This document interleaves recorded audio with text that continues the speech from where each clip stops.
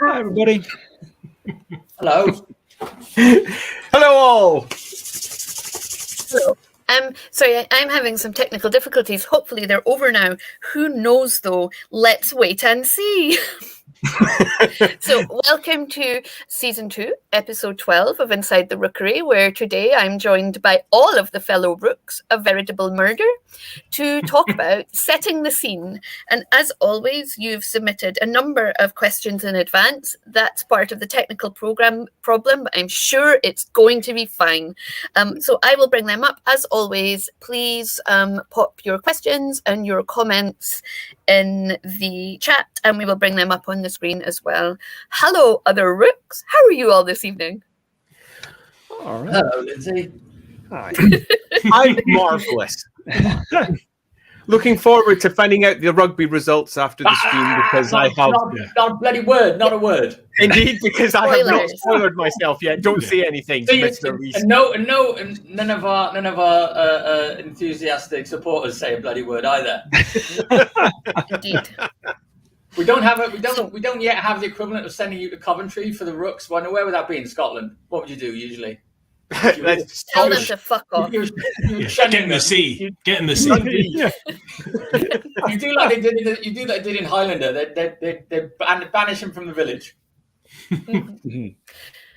I don't know what you'd say. I think I would just say, sometimes at work I send people to Coventry. Right. Falkirk. Get to Falkirk. Get to Falkirk. Sounds sweary, doesn't it? Yeah. Anyway, I think we got a lot of questions this week, so Sorry. what's first? Yeah. Oh, we're right into it. Oh, Yeah. well, we are. Okay, did that work? Oh, yes, the system works. So Seagoat asks, what is your number one tip to help set the scene in an RPG? Okay, I'm going to go with something that's completely left of field for my first answer, because most of the suggested questions so far have been things like props and really nice handouts and really nice pretty picture of someone. But I'm going to go for something completely different and say your number one tip is read, reread, and reread your adventure. Because the more you understand as a GM what you're about to portray, the better you're going to be able to portray it. If you've only read it once and you're going to rely on quickly reading the book as you go along, your ability to not only set the scene, but also ground everybody into the immersive nature of how roleplay can be presented is going to be loosely poorer. So, my number one tip would be read, reread, and reread. Yeah, I would agree. I, as a lot of people know, came to role playing through amateur theatre back in the Bronze Age, and it's doing a scenario without proper preparation is like trying to put a play on without rehearsing. You've got to, and you're playing as the GM. You're playing all the parts except 5 or 6. I'll add one extra amendment to that, and say if you're ad-libbing it, just letting it go with the flow, playing the adventure as it unfolds rather than playing a written adventure. Similarly, have stuff prepped. Even if it's not necessarily things that you ever intend to use, but some useful NPCs, a couple of locations in the background that you can always pull out as and when they're required, or just know the setting really, really well, because then the very nature of the characters moving from one place to another will automatically generate new content because you know the setting and they'll encounter the bits of the setting that they pass. That's so again, exactly right. Read and prepare. Yeah, the key thing really is to have it in the top of your mind so that you're never wrong-footed. Yeah, that's perfect. I'm going to give this one to Andy Leask. Obviously, it's not an entirely serious question. It's 100% vital. 100%. Yeah. All of the. I mean, I would say perhaps the Wife of Bath's Tale might be more relevant depending on your game, but yeah, or the Miller's Tale maybe. Saucy. It's a more serious answer though. For me, like I think obviously it depends on the practicalities. If you're playing remotely, it's a different thing. But if you're playing in person, I think removing all of the distractions that are not appropriate to the game world, i.e. your bloody phones, I think is really important. There's nothing kills the scene being set than somebody not only taking their phone out, they're now not in it. And then they're like, oh, did you see such and such? And then the whole table is kind of broken. And if you've built in a break in your session, that's different, of course. Yeah, get your phones out, whatever. If you have to be on call babysitters or whatever, that again, fine. But I think it really is something that can both break the immersion and disrupt everybody's enjoyment, and it's a very simple thing to do. But yeah, I think there's certainly there's a social contract that players and the GM have when they particularly an RPG where immersion, if immersion is key, and it usually is, that there's an agreement that we will leave the modern world behind for a period of time until the pizza turns up. You know, and do our best to sort of, and again, from a player's perspective, I know that obviously the GM doing this much prep. If there's any sort of player prep required, if the players are expected to have read a handout in advance of the session or something like that, it's kind of or if it's not so much, if it's just a game night in general, if there's a little bit of scan the rules first, so we don't spend half the allotted time kind of working out what we're supposed to do and how we're supposed to do it, and when do you roll dice? Did you roll dice? Or do we have? Do you know what I mean? Do a little bit of pre-game setup for yourself. Sure. Yeah, and also do your pre-game chat first. So, like our gaming group doesn't meet very often at the moment. But even when they did meet weekly, like I wanted to hear about like the families and jobs and work. But like you kind of have to get that out the way beforehand or do it afterwards. And you kind of have to like call this is it. We're stopped. We're going to go into a different kind of feeling and a different kind of world. Yeah. I quite like I also have a very bad habit of like finding things funny that obviously are slightly out of character things and making quips and jokes, and I have to get into trouble from Andy Law, who's like, in character, please, Lindsay. Yes. And I guess that depends on the game you're playing. I suppose if you're playing Warhammer, a bit of that kind of meta humor. It's almost mandatory. Yeah, exactly. It's written in. Yeah. I remember. Well, I was going to say, like, in terms of that having a marker for how you kind of start, like I often do it when I'm teaching, the same kind of thing. You've had the banter at the start of a lesson, the moment when you shut the door and like, right, that's the lesson that started. I remember when we played Vampire, it was the roleplay candle, if you remember that. They had a very, very massive candle, and the point was when we were starting to play the candle, I mean, maybe not quite that big, the candle would be lit.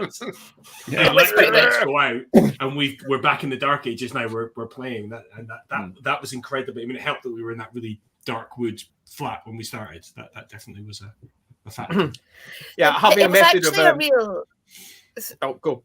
Sorry, I was going to say it was actually a real problem when we stopped playing Vampire, because I had to completely change my mental imaginings to stop imagining everything Andy was describing at night. Yeah. It was a real problem. True.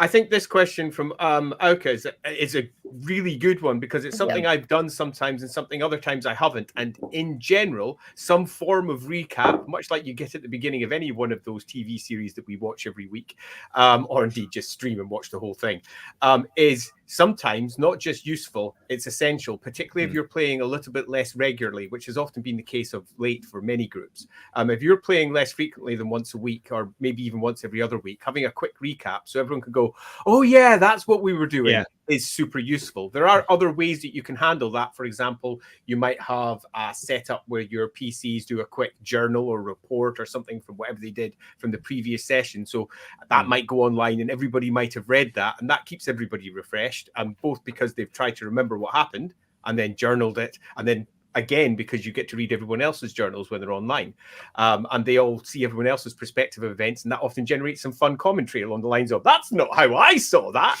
which can sometimes be an awful lot of fun in terms of bringing it forward. And it's really handy for reminding everybody what has just occurred. That's essential for longer term campaigns where you might be drawing on plots that were not relevant for maybe 6 months, a year. So sometimes it's quite useful to have some form of recap where at the beginning of the session you remind everybody what sort of events happened in the past that are going to directly impact the hopeful events of the session ahead. I say hopeful because, as we all know, players are a funny breed. They go off in completely separate directions to what you ever expect or intend. Yeah, because suggesting how about a recap the day before via Signal, WhatsApp, or something, so that you start in media res. Yeah, that's quite good. When we were doing it on Discord, the kind of the summary of the path not taken that Andy did for us just kind of served to remind us, well, this is what we did, this is what we didn't do, and this is what's been going on in the week. But that was quite a specific way of role playing. I remember sometimes, Andy, you've occasionally got us as players to do the recap, to almost test us to see what we can remember, and then obviously correct us if we get it wrong. But again, I think that's quite useful because, again, it forces the players to engage a little bit more actively with what's been going on and think about it rather than just passively kind of receive it. So. He was really rude in my dream last night because he wouldn't remind me of a character's name. I was well, Raj. I was like, that's so unfair. And given how vivid your dreams are, I take it you've been giving him a hard time all day about it. No, not really. I haven't mentioned it yet, but I told him that I was using a rune fang to cut like mini Death Stars. That was quite fun. But yeah, that's all I've mentioned so far. Okay, that's a crossover we all need to see. Yeah. Well, and while I was doing it, I was like, this is way better than a lightsaber, because a lightsaber you really have to like focus and think about like heating up the metal, but that rune fang just sliced right through it. It was highly efficient. Well, here's a topic for a future show. Could Archaon and Darth Vader, who would win? So, opposite taking a leaf from Once Upon a Time, how about starting with a formulaic greeting or some phrase keying the players that, okay, we have started? When we last met our heroes. It's similar to lighting a roleplay candle or something. Some kind of signal. Whatever works for you. We're beginning. Or if you're big on music, you have a theme tune. You decide this is our adventures theme tune. And as soon as that starts playing, right, we're going. Mm-hmm. Yeah, well, for many that's a good, because music is an integral part of setting the mood for some tables. Pressing play on whatever device that you're pressing play on is a good way of saying we're starting now. Everyone stop talking about the kids and what beer they drank last week and the horrors of whatever's happening in the real world. It's now time to discuss killing people in the fake world. Oh, wait a minute. So Creative Fosse asks, what's the first thing you do or think of when setting the scene? Are maps and props very important, or is it the description of the environment that counts the most? Just to go back to music, although the roleplay candle was important, what was much more important in that campaign was the soundtrack to Dracula, the movie. Because like that was just like we were immersed. And when we revisited it, 2 years ago for a milestone birthday of mine, shall we say, and our entire gaming group descended from all over, that was the first thing Andy put on to let us know we were back in the world of Vampire. So, yeah, it was surprisingly effective. It occasionally comes on my shuffle, on my streaming music, and every time I immediately feel like I'm back role-playing again. So. So for my one on this one, the very first thing for me is almost always words. Maps, if you're using maps have to be generally deployed very early, because if you describe a scene, everyone will start imagining their own version of what that scene looks like in their minds. And it often contradicts each other, which is sometimes fun, and it almost certainly contradicts what the GM has described. Even if you get technical and say, this room is 30 feet by 30 feet, and there is a thing in the corner, and in the opposite corner there's this, they'll still be creating quite different versions of it, according to whether it's a spooky setting or whether they perceive it spooky. And you can use your language to also adapt how people will perceive it. If you speak to an individual player and use, for example, spooky words with one and light-hearted words with another, you'll find that the images they create within their minds will be different. And you can use that as a GM as well as a tool to make some characters think that a particular environment is very difficult to work through, and other characters think it's going to be easy, and then watch the fallout as they go, we should progress. No, we shouldn't. We should progress. No, we shouldn't. Because they both have a slightly different version of how it's going. So for the first thing for me is words. If you are using maps, they have to be there early, though, because everybody needs to imagine the same area. If you're using maps, and if you impose it later, you tend to find everyone goes, oh, I imagined that was over there, and it turns into an out of character conversation. And that can significantly interrupt the flow of the game. Yeah, and of course, with particularly dungeon maps, there's the question of how much is revealed at any particular time, how you shut off what the players can't see, and that's been a perennial problem. Well, and modern gaming's less of an issue because nowadays you can just have tech do it all for you on a virtual tabletop or something similar. So wherever the characters are, it just automatically lights up what they can see, and that's super awesome. I remember first experimenting with that about, I don't know, 10, 15 years ago, and it was like a revelation. But it was also quite difficult to pull up on the screen at that point because there wasn't really any virtual tabletops. But yes, it's an issue. An issue that for virtual tabletops, if you're using virtual maps, isn't an issue because it's all there and it's all nice and clean. But at the table, absolutely is. And deciding whether you even want to use maps at the table, particularly for dungeon floor plans or similar environments, is a choice.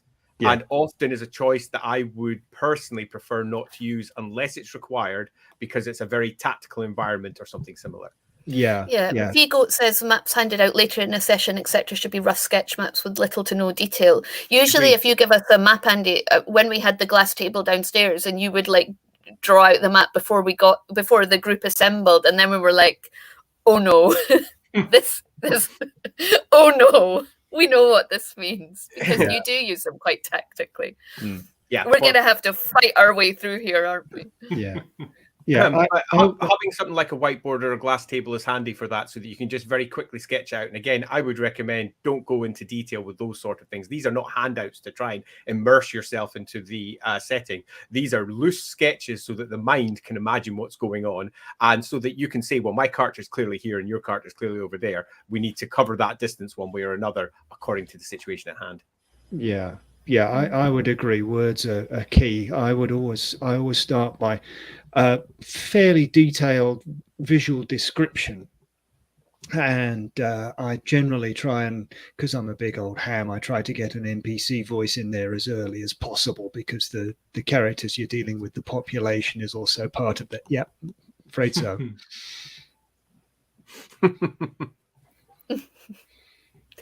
Here's one from Martin. Are you more tempted to fudge results so that you get to use the cool props, maps, minis you've slaved hours over? And has that fudging ever crossed the line into railroading? My answer for this one's super simple. I only create shit that's going to get used. Obviously, professionally, that's quite different. You then create everything that's going to be used in an adventure similar. But for my own personal games, I will only be building the stuff that I know is going to be used. So, for example, if you were playing in a high-tech adventure and there's a briefing at the beginning, you can do a whole bunch of cool briefing images. This is the briefing of the adventure you're about to go on beforehand, and obviously when they hit the ground it'll be completely different. So that briefing will happen because those characters will be pulled together to have their briefing, so I can make that without any worry. I know they're going to go into that area, so I can make the map of that area if I choose to do so. I can build the handouts that are definitely going to be used there, but if it comes out to material that is not necessarily going to be used, I am very, very keen not to be wasting my time and creating stuff that might not be used. There is obviously going to be the issues of those little secondary handouts that are found in corners of rooms and similar that provide not core details. Those are always fun to create, but I would always lean to the side of use a base texture with a base font over it for written handouts, for example. Don't go into too much in depth. Don't hand do it because if we do, it just takes too long. So unless you really enjoy doing that sort of thing, you know, we come at the hobby from a certain angle because we're involved in it professionally and we're used to getting paid for what we do. Whereas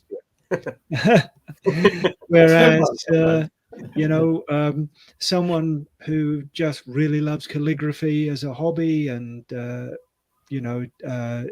enjoys gaming as a hobby may have a different view.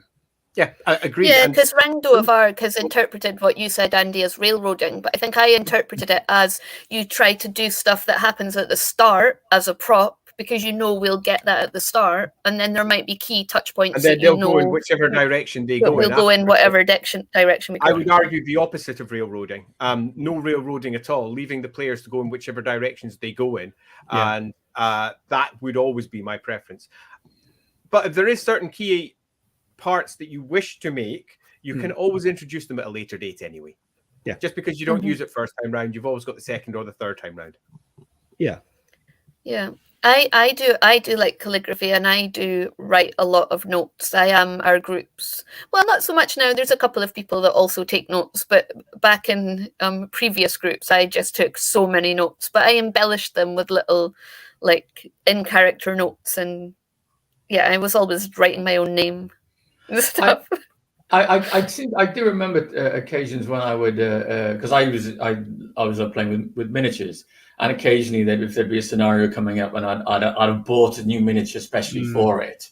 Painting it up, and then I introduced it at some point in the adventure. And you can usually, I mean, if I wouldn't say you'd ever railroad your players towards that, because you've got a cool miniature, you can always pop that out some other time. But generally speaking, with I'd have a tray of miniatures that were sort of the weekly regulars, and you just bring them out. Oh, this bunch of skeletons are not actually skeletons this week; they're beastmen or whatever it might be. And players would have their own character miniatures, but anything else was just like a rotating ensemble cast. But occasionally you might have a new mini, and okay, I want to feature this one because it'd be cool and everybody will enjoy fighting it. But yeah, I did the same in my college group. I had exactly what you did, Mark. And whenever it turns out I was told whenever I had a monster that I didn't know what miniature to use for it, I'd had a set of barnyard animals plastic from a toy shop, and out would come a red plastic chicken. And every time my players, we still talk about it today, I'm still in touch with them, and the mention of the red plastic chicken strikes terror into the heart. I do want to know how big this cardboard dragon was. I'm pretty excited by that. And you can go back and watch our discussion on railroading, sandboxes and railroading from a previous episode, should you so desire. Yeah, I think that one's actually worth looking at as well in terms of what is railroading in terms of using your handouts, because take your typical published adventure. Is it railroading to have an end in mind, to have various scenes that are going to happen where those handouts are going to come out? You could argue yes, because the players are getting pushed towards that by all the various plot points. But in terms of us setting the scene and which parts do we create and which parts don't we create in terms of handouts, it's super easy to know where the players are going to go often. So it's super easy to get the key handouts in place. Barely an inconvenience. Jinx. So Kilishandra asks, that's the kind of thing I do at the table that I get into trouble for. Kilishandra asks, what are the biggest mood killers for RPGs and what should you do to avoid them? What hinders you most from setting the scene? I mean, the big one is phones, right, Andy Lee? Right.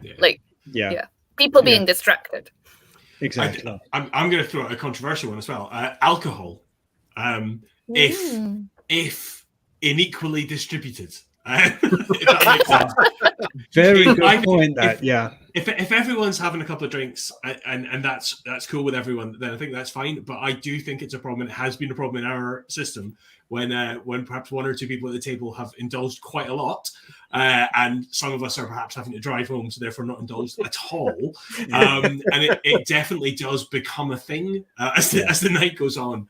Both in terms of volume and recklessness and conflict and focus, and the whole thing just becomes certainly less immersive and arguably less. And less reflected in the performance of the characters in game. Quite.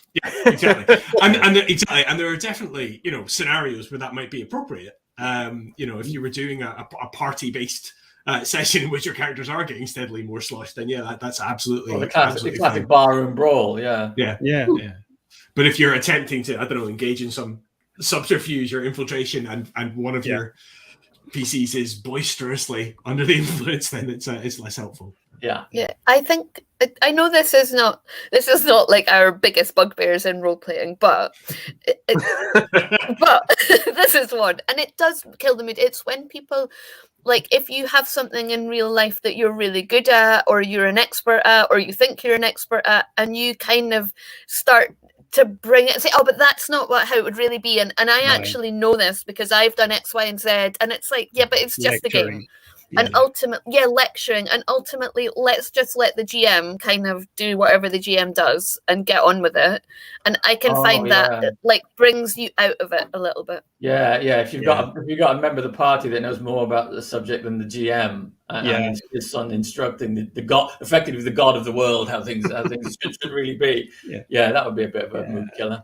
Yeah. I think in general, the comment that I add to that would be out of character diversions. And they can be sourced from many different things, whether it is that joke that won't stop, which can be an important part of the entertainment of the evening, and is definitely something I would actually be homing in on rather than steering away from in general. But when it doesn't stop and it just keeps on going, and people are discussing things out of character rather than in character, that's very much something that is a potential mood killer. It's not definitely a mood killer, but it's definitely a potential one. So for me, anything that brings real life back into the picture is often the ones that are going to destroy a mood, if that is important, which for some horror settings is not just key, it's an essential part of presenting it. Yeah. So Roderick had a session derailed by that a while ago, not helped by the pandemic. Folks in different buildings seeing the sun above the yard arm at different times. Definitely. And Seago, reason I pulled out of playing in a Delta Green game is I knew more about the tech than the GM, frustrating for both me and the GM. Yeah, don't get me wrong, I do like a GM to have done his research.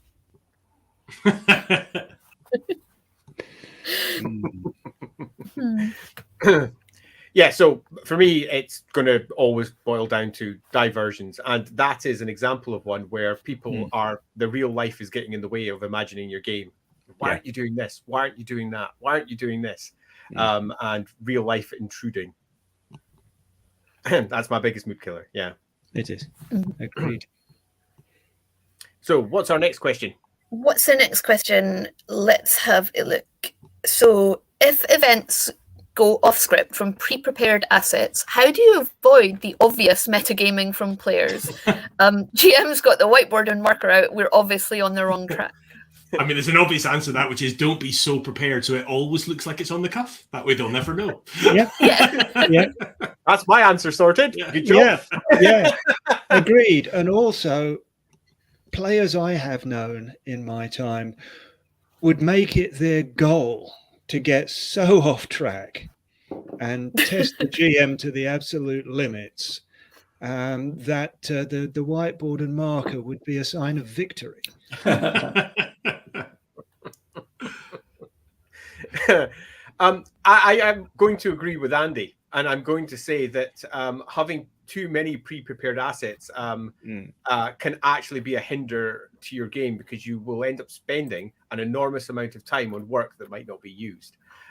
It's far better to pre-prepare the parts that are core and then have built into it the expectation that all the rest of the stuff will be, broadly speaking, handled by word or on screen by whatever is presented on screen, with the addition of the supportive descriptions, so that this can't really happen, because that is a part of the process. There is an expectation that whiteboards or markers, or however you choose to present each one of the key locations that they approach, is handled, rather than there's a beautifully detailed map for each area, which if you do, is going to not only take you, if you're creating them yourself, days, is also going to be days of work that's not used, which you only do if, as mentioned before, you love it.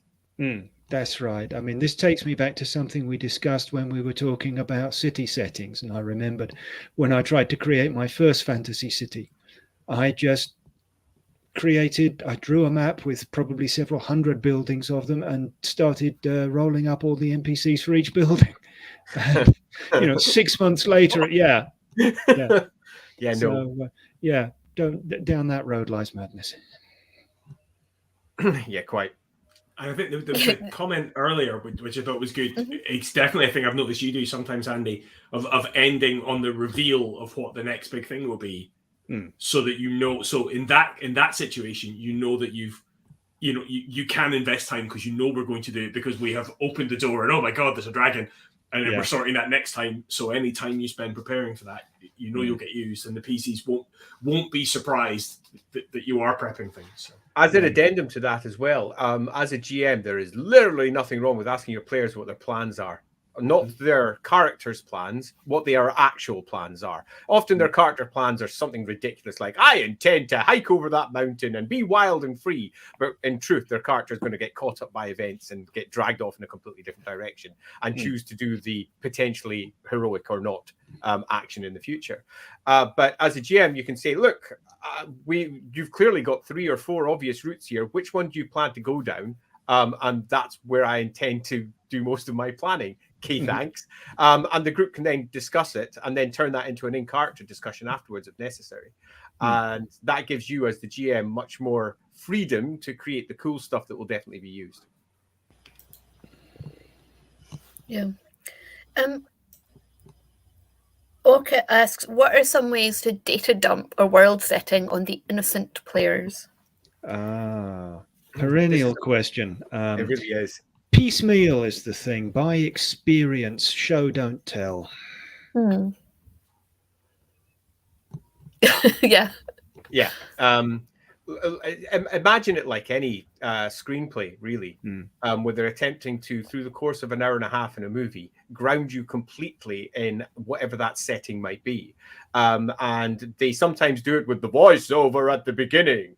It was a time of it, or whatever. Yeah. And that works. And you can use that also. In fact, many GMs do that. They like to open with some sort of little soliloquy where they chat away at random about 2,700 years ago, a particular event occurred and rain fell down from the sky with fire and brimstone and all sorts of nonsense.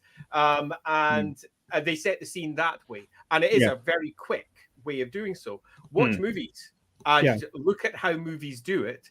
Copy, and that is a far quicker summary than me going through every single last tool at your hand at your fingertips. Yeah, I would say that something like that, like a Lord of the Rings style prologue, is far more pleasurable to sit through as a player than the other thing that I've seen in some of these deep sort of fantasy TV series that they're doing now, where because they've got seasons and seasons to sort of set the world and tell the story, they're quite happy to have, every episode one of the characters give you this 10-minute info dump that you've got to sit through to learn the history of a particular thing, and it's always it always feels so forced. And just the pace of the adventure of the story just grinds to a halt as they give you all this background. Whereas I must say, can you just do a quick can you give us a prologue at the start, and then I'll be good to go. I know we've talked about session 0, using session 0 for things like, setting how you're going to interact with each other, etc. But there's also a good argument for a session 0 and a prologue. And Andy, you have done this with us. That's like one-on-one with the GM and the player to talk about your background, to talk and kind of to run a little prologue with them. And I think that's been really useful for us because we've not always had groups that have come with either the same knowledge of the world. I mean, obviously, people that haven't been immersed in the world for as long as Andy has are not going to have the same knowledge, but also haven't had the same knowledge of role-playing full stop or the system. And not having knowledge of the system is one of the things that can like keep on unimmersing you in a session, because it's really frustrating. As the person who doesn't know the system, you get lost quite quickly. And if you don't know the system and you don't know the world, like that compounds upon itself and you end up having someone who maybe just feels a bit lost. So a good way to do something with that is to do a little prologue where you can show them how the system works a little bit, but also give them a little bit of background so they maybe know something more than other people do. Because I think that can be quite frustrating if you've got characters and players who know loads and then people who don't. Sometimes they can find it hard to find, like, well, what's my niche in this party? What can I bring to it? I learned from live roleplay that this lesson was almost essential. Previous to live roleplay, I'd always tabletoped, and I'd always tabletoped with groups of, broadly speaking, equal knowledge. So I had never really had to encounter someone who knew nothing. Then we moved into doing a lot of live roleplay when I moved down to Edinburgh, and I was reffing a lot of that and running a lot of those games. And often there would be players coming in who knew not only nothing about the setting and nothing about the rules, but nothing about role-playing in general. So setting off with some sort of session 0 there was essential. You weren't just introducing the game and their character, you were introducing how everything worked.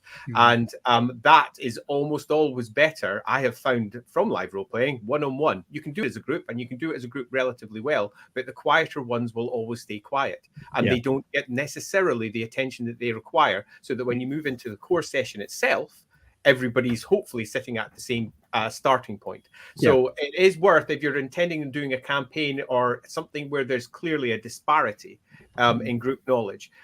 It is worth spending a little bit of time one-on-one with everyone and running a very quick scenario. It doesn't need to be longer than half an hour. Going through some core situations, even just going some, when you were young, did this work? Let's roll some dice to see if your character's good at this or not, so that they understand what their character's capabilities, strengths, and weaknesses are before they go. So instead of the first session being, can I do this? It's going to be, I'm going to do this. Yeah. It's a tone change. It is, very much. There's another thing you can do, which doesn't always work depending on the setting, but if you can like almost hard bake that into the narrative that you're telling. So if their character is similarly inexperienced in the world, has led a cloistered life, and the other characters are perhaps a bit more worldly wise, then it becomes part of the story that you're telling every week. Yes. Is your more experienced character bringing this character kind of into the world? And Is also that something you would encourage with as a GM, if you had inexperienced characters, that they pick inexperienced players, they pick inexperienced characters to create?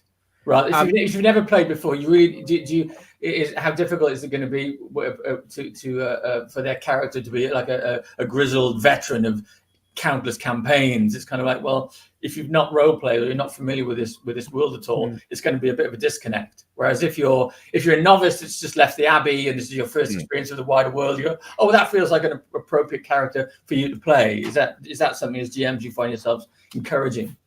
I do. Not all GMs do. I do encourage it because it's just easier on the player, because the alternative is that they're going to have to take on a lot of knowledge relatively early. And they can either do that by reading up on it or relying on lots of rolls during play and lots of explanatory notes as they say, yes, of course you know about this country because you campaigned there for 2 years. Here's the interesting piece of information you have about it. It requires a lot more prep from the GM, because the GM has to be ready to basically info dump about every 10 to 15 minutes about core pieces of information the character may know. Or alternatively, they can then push that over to the player and say, these are the sort of things you're going to need to know, go read up. And personally, I don't like that because it makes it less fun. It feels like homework. Now, some people love reading up background, and that's cool.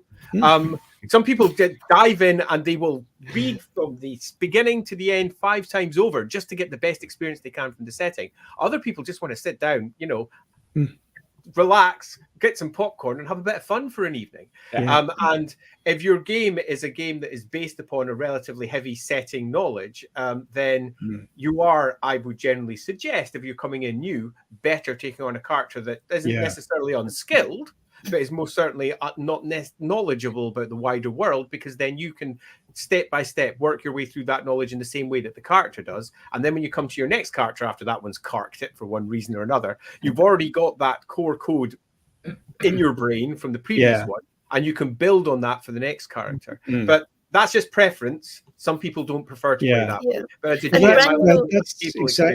that's exactly the problem I had in mind last week when we were talking to James Wallace about Las Vegas. And I thought, well, that's a good way to create characters. It is. Yeah, it is. Just on Rando's comment, so that innocent PC idea only works if you ban PvP, though, which I do anyway, to be honest. I think... innocent doesn't mean unskilled. Yeah. But also, I think generally as a group, we do work as a group. Obviously, there's been exceptions when people have stolen barges, but those are very much exceptions to the rule. We would tend to think of our group as a group, and you wouldn't. It would be a very rare exception that someone would be actively working against the group or other players in the group. Well, you're no longer a group. You're splitting into multiple groups potentially. I'd say from our last game, I absolutely felt like certain members of that group were working against me, but that's another story. Infinite Saxon says low levels of non-combat PvP can be quite fun, such as PCs lying about petty mistakes and other constant narcs. Or they're a lot of fun.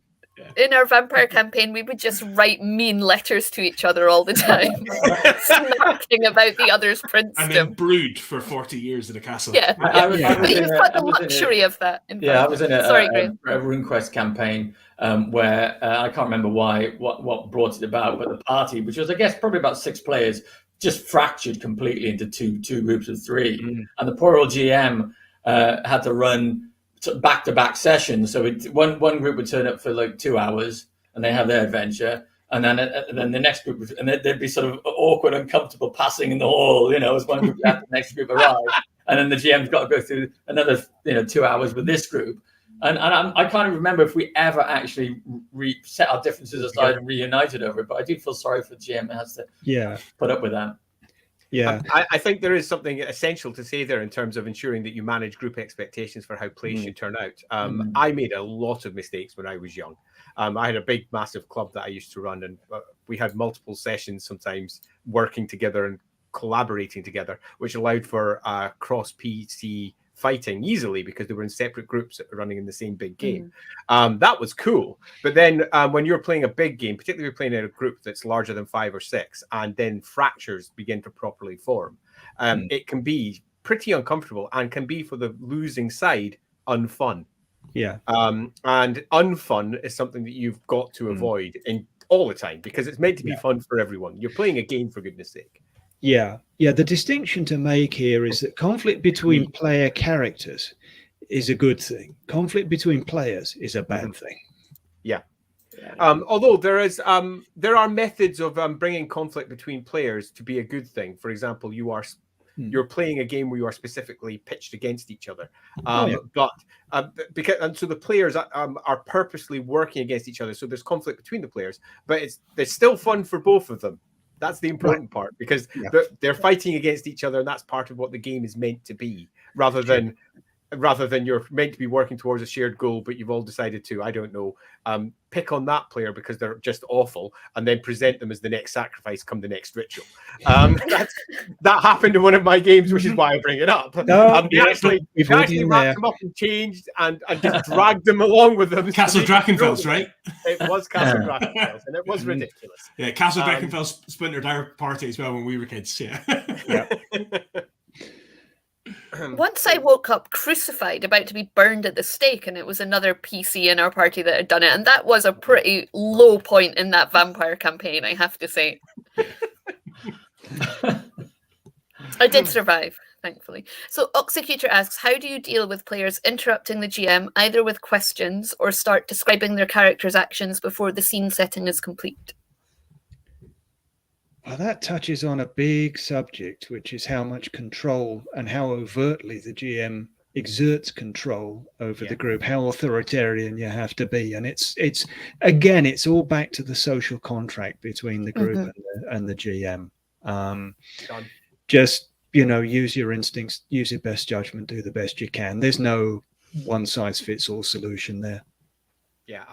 Loosely, how do you deal with it? You deal with it before and you deal with it after. You deal with it before by setting out the expectations and how the game should be dealt with. So, for example, I, as GM, are going to set scenes. Once I've finished setting the scene, you respond. That resolves, hopefully, the people interrupting problem. And if it doesn't resolve it, you good-naturedly deal with it through the course of the event. Then afterwards, you say, it's meant to be working like this. Can we do that, please? Or use some similar language. I mean, I'd be curious. What he said. I'd be curious how much that's a problem compared to the opposite, which is players only contributing with, like, it almost being like pulling teeth as they retreat into themselves and get very quiet and very reluctant to describe what their character like. And obviously, I have experienced both. I've probably done both over the years, and I'd be curious as to which is more prevalent. Well, I think it's mostly a problem when you get both in the same group and you get the loudest players predominating and others just sitting in the corner, clearly not having fun. And that's when the GM soft skills really come in. Just make sure everybody gets their chance. There's a couple of questions on music, which we'll do maybe quickly, because there's actually quite a few more questions to get through that were pre-submitted today. So I do want to get through some more. Cool. Do you want to just jump into music now? Yeah. Music is fine. It works for some, it doesn't for others. There we go. Job done. Okay, I know that was super fast for me, but it's the truth. What he said. Some it doesn't, and some groups love it. Some groups can't stand having another noise in the background. Often there's mental health issues that people don't realize because people can't cope with multiple sources of information coming out at once. So music is always going to be bad. But for other people, they might want to like there's I can't remember the name of the app. It's not Sirenscape, it's something similar, but it provides you with loads of different background musics and background noises and creepy caverns, and people love having that. I'll only add one part. If, as the GM, you have to control it, that can break immersion. Because you've got the bit where, and now this occurs, rather than just fluidly moving into the next section. So if you are doing it, make sure that whatever system you use is super easy. Barely and make sure that as a GM you can handle having your attention divided that way. And I think there's two different things there, though, Andy. There's the immersive side of it, which is the background noise and everything, and then there's the mood establishing of it, which is, I think, slightly different. So like the vampire Dracula soundtrack that we used was not so much that the specific sounds reflected where our characters were at that given point. It was just that constant looming oppressive sense of what the game was that kind of, it put you in the emotional space rather than the sensory space, if that makes sense. Yeah, with my gaming stuff, even not so much role-playing stuff, but because I haven't done a lot of sort of heavy role-playing for quite a while, but just in terms of game night, whatever game we were playing, we'll find some movie soundtrack or some band that's just producing music that sort of sets the tone, and just have that going on not necessarily quietly, but just sort of it's there behind you, just so you always feel like, oh, it's all part of this little world we're gaming in tonight. For example, if you're playing Warhammer, you should always put on "I fought the law and the law won." If you're playing me. I mean, we regularly put the Star Wars soundtrack on when we're playing X-Wing miniature games. Totally. It's a classic. It's a must. There's quite a few questions about, so Kilishandra very simply has asked accents, sea goats. Not everyone is good at funny voices. Any tips for voicing NPCs? And then also one that's kind of accent adjacent. So do you have any tips for presenting foreign languages not understood by the party without lapsing into you don't understand what is said, which is not only bland, it's not useful. Tips for voicing NPCs. Go for it, Graham. Well, I'm a sucker for characters and accents because, like I said, I'm a big old ham. I've started to worry in recent years, though, that because stereotypes are really useful, like orcs always talk like London soccer hooligans, that sort of thing. And it's all right, but there comes a point where I start to wonder, should I do this accent for, say, a Thailand, or, am I culturally appropriating? Am I being racist? And that's probably a bigger topic for another day.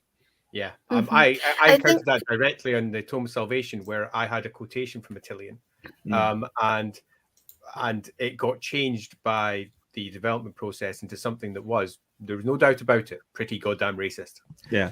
It was just basically all Italians are going to flee from battle and are terrible and various other things.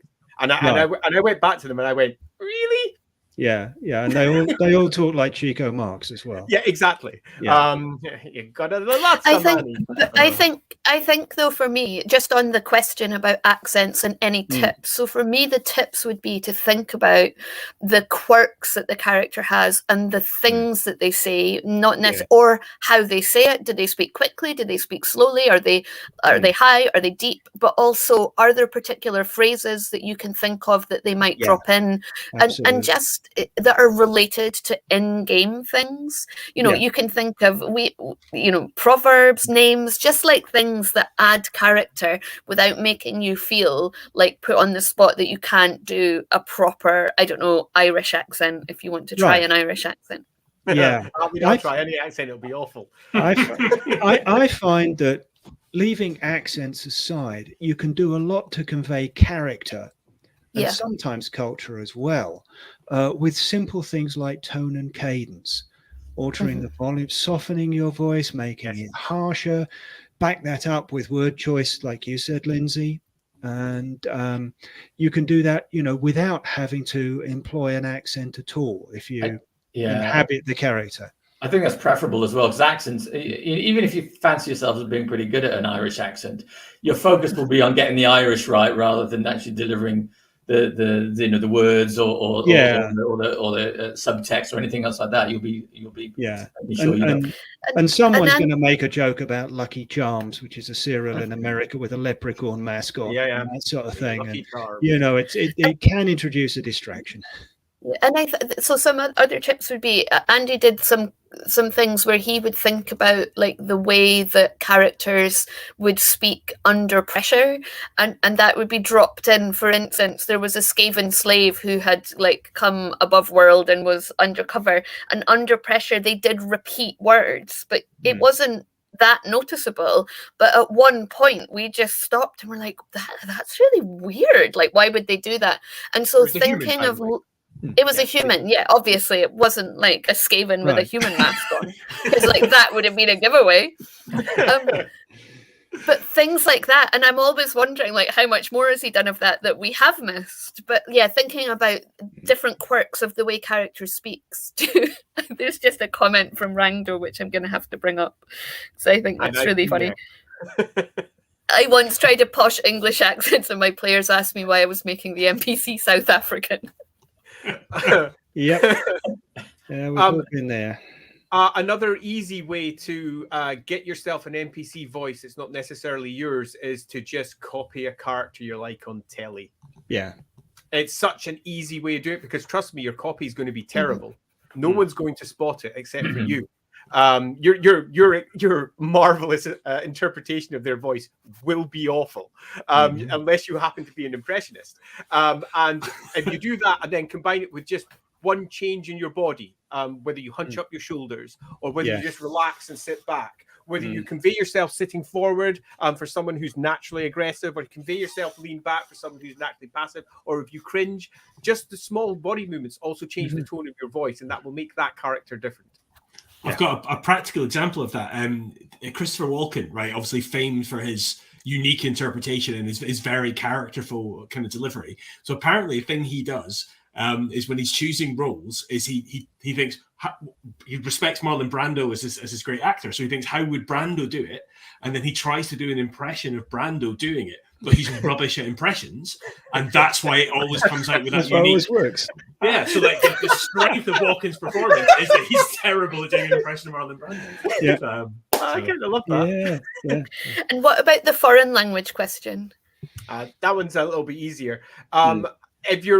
There's multiple ways to do it. You can.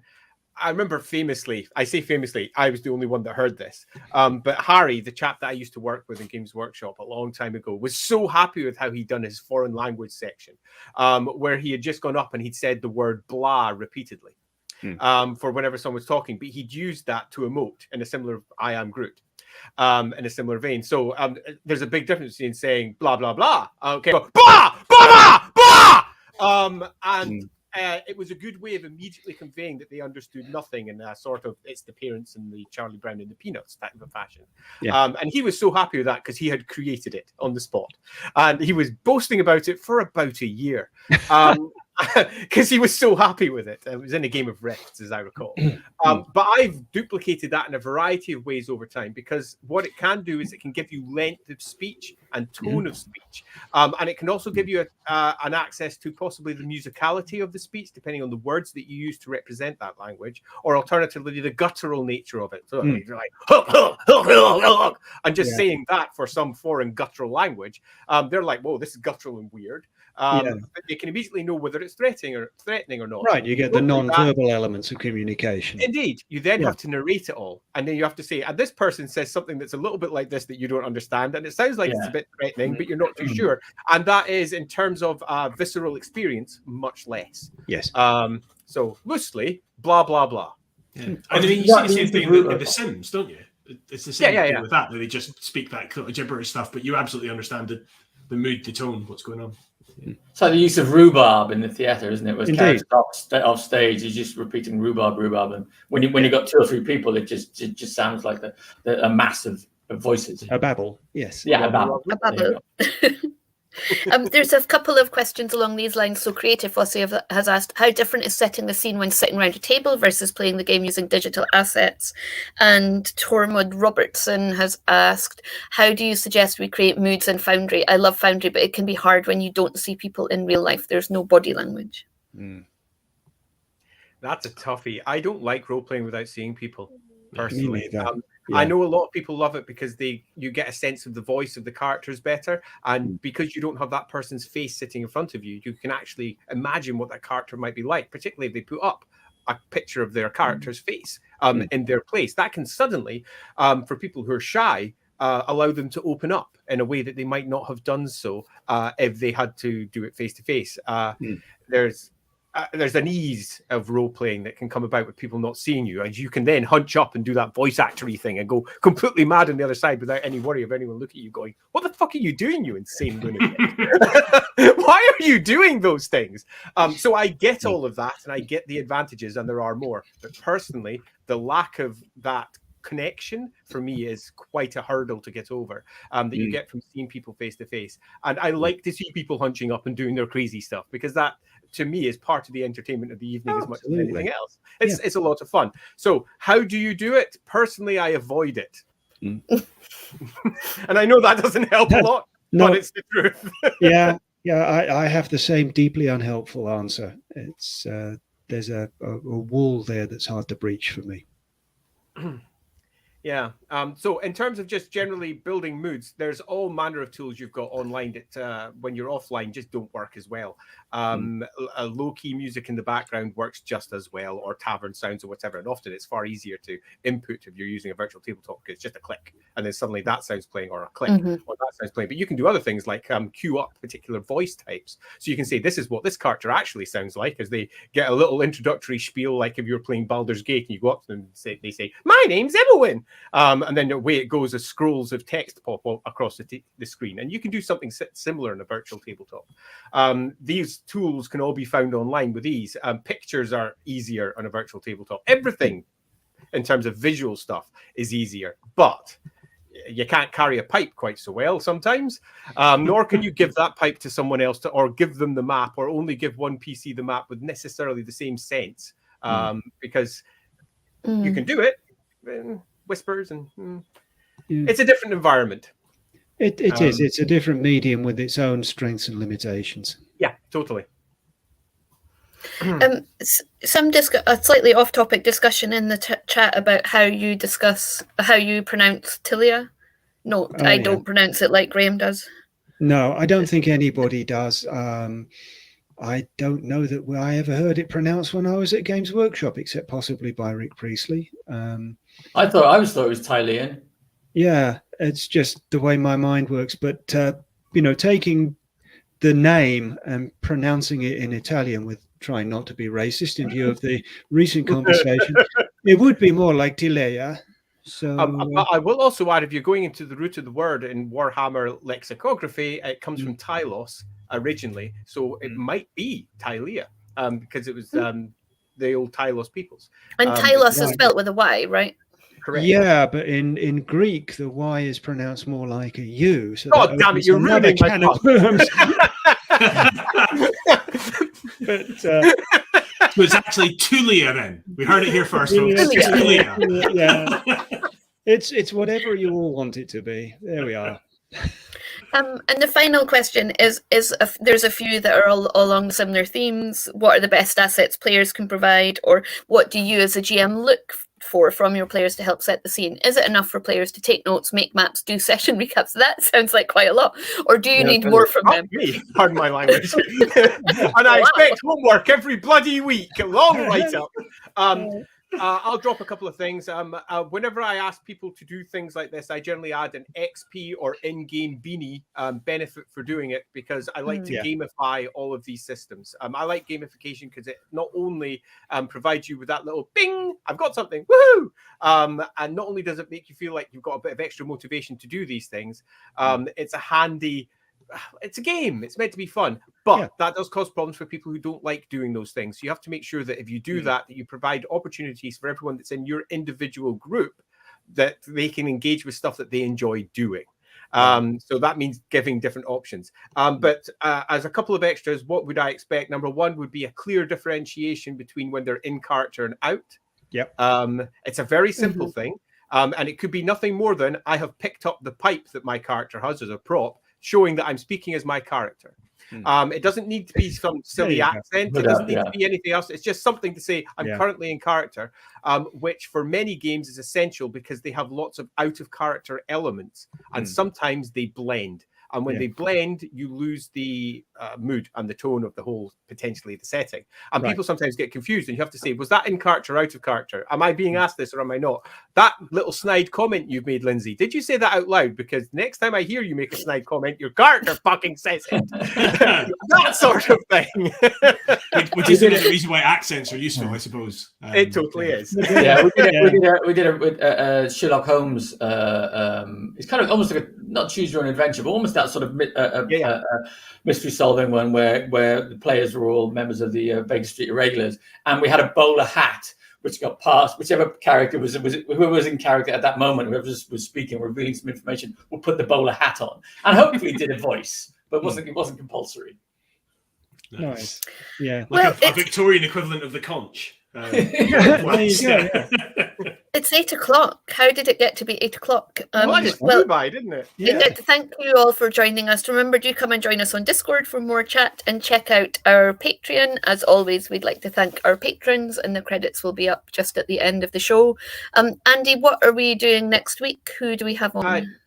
Next week we have Francesco, who you may all know from the One Ring RPG that was recently released by Free League 2nd edition. And he's joining us to discuss designing both board games and roleplay games and where they intersect. Because he has done both, for example, Lord of the Rings board games and Lord of the Rings roleplay games. And where they go across, he also works at the moment as the roleplay game master. I'm not entirely sure what his job title is. I've just made that up. Over at Cool Mini or Not, over at Simon. I'm sure he's got some sort of awesome games. And we'll hear all about it next week. And that's all next week. And I'm looking forward to that because Francesco's awesome. Brilliant. Excellent. Thank you, everyone. Thanks for joining us. Do like, share, subscribe on YouTube. As always, we will see you next week for another episode of Inside the Rookery. Bye. Bye.